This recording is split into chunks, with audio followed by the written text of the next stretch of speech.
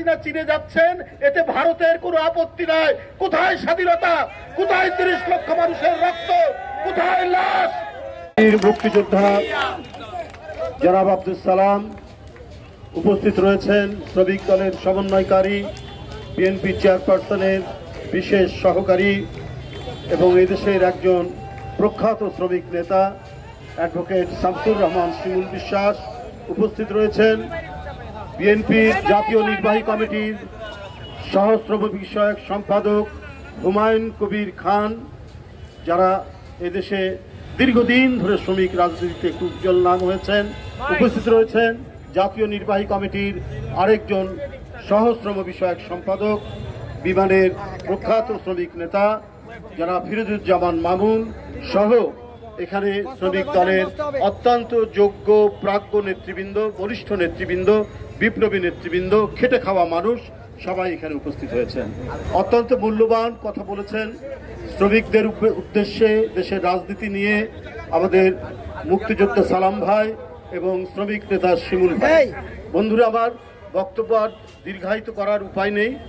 আপনাদের আজকের যে সংগ্রাম, সেই সংগ্রাম সাফল্যমণ্ডিত হবে। এই জন্যই শেখ হাসিনার কৌশল ব্যর্থ হচ্ছে, প্রতিটি ক্ষেত্রে ব্যর্থ। যারা মনে করেছে, এরা মনে করেছে, প্রধানমন্ত্রী মনে করেছে সুমন ভূঁইয়াকে গ্রেপ্তার করলে সব নিশ্চুপ হয়ে যাবে, কেউ শেখ হাসিনার অন্যায়, অপকর্ম, অনাচার এর বিরুদ্ধে প্রতিবাদ করবে না। কিন্তু শেখ হাসিনা বারবার এই জিনিসটি ভুল করেন। সুমন ভূঁইয়াদেরকে কারাগারে নিলে সবুজরা বের হবে, রাজারা বের হবে, আরো শ্রমিক নেতৃবৃন্দ যারা তাদের নেতৃত্ব দেন তারা বের হবে। তাদের বয়স অনেক হয়ে যাওয়ার পরেও এখনো যে তাদের দৃঢ়তা, এখনো তাদের যে বলিষ্ঠতা, এখনো তাদের বিপ্লবী চেতনা, তারা যে অক্ষুণ্ণ রেখে রাস্তায় নামেন তার প্রমাণ আজকে তারা দিয়েছে। সুতরাং শেখ হাসিনা বরাবরই এক নায়করা ভুলে যান, বরাবরই ফ্যাসিস্টরা ভুলে যান যে সবকিছু নিয়ন্ত্রণে নিয়ে তারা মনে করেন আজীবন তারা ময়ূর সিংহাসনে বসে তারা রাজত্ব করবেন আর বিরোধীদের কণ্ঠকে রুদ্ধ করবেন। কিন্তু যে হয় না, ময়ূর সিংহাসন যারা বানিয়েছিলেন তারা নেই, ওই ময়ূর সিংহাসন রক্ষাও করতে পারেনি। ইরানের নাদির শাহ দিল্লি থেকে নিয়ে চলে গেছেন। তো সুতরাং শেখ হাসিনা যেটা ভাবছেন, আপনার ওই চেয়ার, আপনার ওই গদি আর ওই সিংহাসন থাকবে না, জনগণ ওটা লুটিয়ে দেবে রাস্তায়, এইটা আপনি মনে করতে পারছেন না। তাহলে আপনি যেভাবে টিকে আছেন, এভাবে হিটলার টিকে থাকতে চেয়েছিল, এইভাবে আরো অনেকেই টিকে থাকতে চেয়েছিল, মুসলিনী, হালাকো খাঁ, এরা তো ইতিহাসের আস্থা করে, ইতিহাসের ডাস্টবিনে মানুষ ঘৃণার সাথে তাদেরকে স্মরণ করে। আপনি মনে করেছেন যে যা কিছু ঘটছে কেউ জানবে না, সুমনদেরকে গ্রেপ্তার করি, রাজাদেরকে গ্রেপ্তার করি, সবুজদেরকে গ্রেপ্তার করি, তাহলে বোধহয় ভয় পেয়ে যাবে। আর আমার কারণে মানুষ যে আজকে ধুঁকছে, এখানে সালাম ভাই বলেছেন মধ্যবিত্ত নয়, একবারে নিম্ন মধ্যবিত্ত এই শ্রমিকরা, দিনমজুর, তারা অনেকটাই দিনমজুরের মতো খেটে খাওয়া মানুষ, কর্মচারী, এদের পিঠ শুধু দেওয়ালে ঠেকে নাই, দেওয়ালের সাথে মিশে গেছে শ্রমিকদের। আপনি কাঁচামরিচের দাম কত জানেন? 320 টাকা 1 কেজি, 320 টাকা। করলা, শশা, এগুলোর দাম সেঞ্চুরি পার হয়ে গেছে, অন্যান্য সবজি সেঞ্চুরি পার হয়ে গেছে। বন্ধুরা আমার, টমেটো ডবল সেঞ্চুরি পার হয়ে গেছে। তো এটা, এই যে আজকে শ্রমিক শ্রেণী, সে টমেটো কিনতে পারবে, সে আলু কিনতে পারবে, সে কাঁচামরিচ যেটা অত্যন্ত অপরিহার্য আপনার তরকারির জন্য, সেইটা 320 টাকা হলে কি করে কিনবে?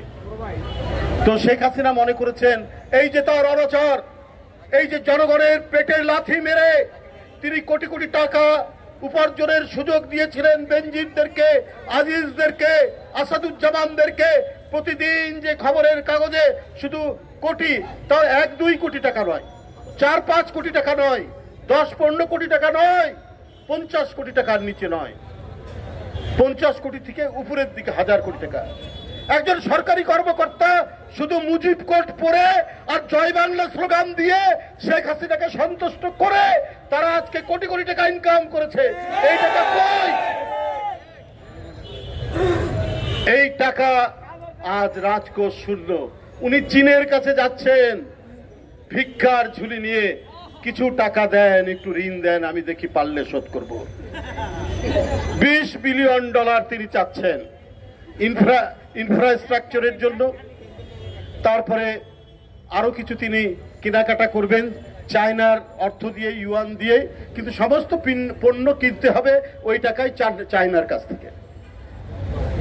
আর ওই চীনে যাওয়ার জন্য উনাকে অনুমতি নিতে হয়েছে। সালাম ভাই এখানে বলেছেন যে আজকে যে আধিপত্যবাদের মুখে পড়েছে সেখান থেকে উদ্ধার পেতে হবে। আজ এটা তো আর কথার কথা নয়, এটা শিমুল ভাই সালাম ভাইয়ের বক্তব্য নয়, এটা তো আওয়ামী লীগের মন্ত্রীরাই বলছেন যে শেখ হাসিনা চীনে যাচ্ছেন, এতে ভারতের কোনো আপত্তি নাই। কোথায় স্বাধীনতা? কোথায় 30 লক্ষ মানুষের রক্ত? কোথায় লাশ? কোথায় 2 লক্ষ? কোথায় 2 লক্ষ মা বোনের যে নির্যাতন, তার বিনিময়ে দাঁড়াও 2 লক্ষ মা বোনের ইজ্জতের বিনিময়ে যে স্বাধীনতা, যে স্বাধীনতার পতাকা এদেশের মুক্তিযোদ্ধারা নিজের রক্ত দিয়ে সেই দিন যারা পথ পথ করে উড়েছিলেন, আজকে ভারতের অনুমতি নিয়ে, ভারতের অনাপত্তি সার্টিফিকেট নিয়ে শেখ হাসিনাকে চীনের কাছে যেতে হয়। এই লজ্জা আজকে এই জাতির উপর আপনি চাপিয়েছেন। এই কাজ বেগম খালেদা জিয়া করেননি, 2 বার প্রধানমন্ত্রী। এই স্বাধীনতার পতাকা মাটির গভীরে প্রথিত করেছিলেন শহীদ রাষ্ট্রপতি জিয়াউর রহমান, স্বাধীনতাকে অক্ষুণ্ণ রেখে। আজকে আপনি রেল লাইন দিবেন, আপনি নৌ ট্রানজিট দিয়েছেন, আপনি কত কি দিবেন? ভারতের সুবিধার জন্য যা কিছু দরকার আপনি দিয়ে দেবেন। এমনকি আপনি বিদেশে সফরে যাবেন, তার জন্য ভারত থেকে অনুমতি নেই হয়। পররাষ্ট্রমন্ত্রী ঠিক আপনাদেরকে। আমরা নির্যাতিত, সুমন ভুঁইয়ারা কারাগারে, তারপরেও আমাদেরকে মনে হয় আমরা স্বাধীনতার লড়াকু সৈনিক। আমরা আপনাদের প্রভুদের বিরুদ্ধে আমরা কণ্ঠ উচ্চারণ করতে পারি। আমাদের কণ্ঠস্বর আকাশ বাতাসে ভেসে বেড়ায় যে না, এই মানচিত্রের উপর কোন শকুনকে আমরা ছবল দিতে দিব না, ঠুকরাতে দেব না।